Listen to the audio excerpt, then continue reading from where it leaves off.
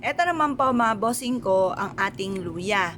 Eto po, pwede kang pumilas ng ganito, mga bossing ko, yung may kuntil, or pwede rin naman yung mga ganito, magbiak ka lamang, huwag nyo itatapon yung mga ganito mga bossing kasi mentras natutuyo ang luya, mas nagiging maswerte po yan, lalo na sa pera, at saka pantaboy ng mga kamalasan. Ngayon, kahit malit lang nito mga bossing ko, pwede na po yan, or kahit ganito lang oh, ilagay nyo po ito mga bossing ko sa ilalim ng inyo pong unan. Kung kailan nyo to mapapanood at parang ikaw ay nasa mood at ikaw ay naniniwala na mababago ang takbo ng inyo pong pamumuhay, bukod sa inyo pong sipag at tiyaga, ay maglagay na po kayo. Pero kung ikaw ay hindi naniniwala at gusto nyo lang itry, at ikaw yung tipo ng tao na napaka-negatibo, na iniisip nyo pa lamang na, nako baka ito hindi totoo, yung ganyan, nako wag ka nang gumawa. Dahil hindi rin po matutupad ko naman ang iwi-wish po ninyo dahil kailangan kayo po ay may positibong pananaw sa buhay na iniisip ninyo, ay gagawa ko nito para ako'y swertihin. Ayun, yung mga ganun mga bossing, yan po ay nag-a-attract ng kaswertihan, ng pagiging positibo. Pero kung ikaw ay nagawa, tas nasa isipan ninyo, nako hindi to totoo, hindi ako suswertihin dito, pero gumagawa ka, may mga taong ganun mga bossing. Kaya i-stop nyo na, huwag ka nang gagawa at huwag ka rin manonood ng mga pampaswerte dahil baka kumaga maiyamot ka lang at kawikaan po ninyo masayang yung inyong oras sa panonood. Ayan, kaya kailangan mga bossing positive lamang. Ngayon pa mga bossing, o siya, subukan nyo po itong gawin. Mga bandang 6:30 or kaya po ay alas 7, kayo po ay mag-ano po dito ng maliit lamang na luya. Tapos mag-wish po kayo. Ang mga wishes po ninyo, huwag nyong gagamitan ng sana. Kasi once na ito ay may sana, hindi po natutupad mga bossing. Kasi pag may sana, parang alanganin ka pa, parang 50-50, parang negative pa rin po yan eh. Kasi may sana. Kaya kailangan lagi nyo sasabihin, magkakaroon ako ng maraming pera. Walang sana. Ganon, direct to the point. At naniniwala ka na mas gagalingan ninyo, masisipagan ninyo, kaya walang imposible kung kaya't kayo po ay magkakaroon ng maraming pera.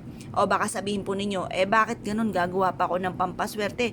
Magsisipag rin pala ako. Siyempre mga bossing, ganun talaga.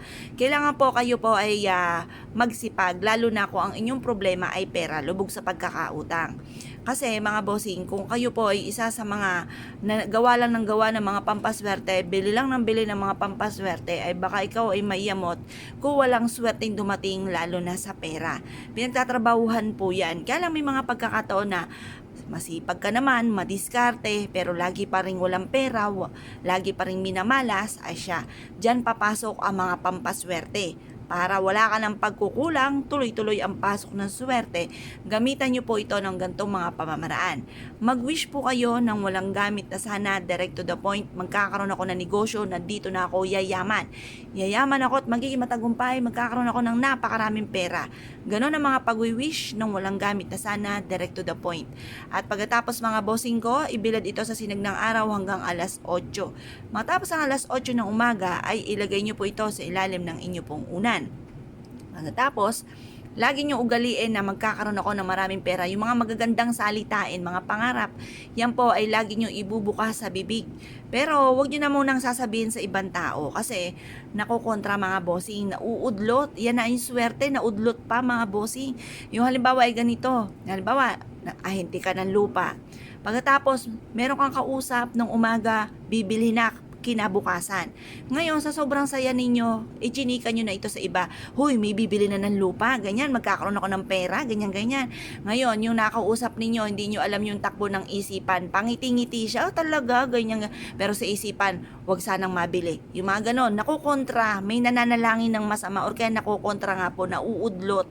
Kinabukasan, or sa gabi pa lamang, may nag-message sa'yo, may tumawag.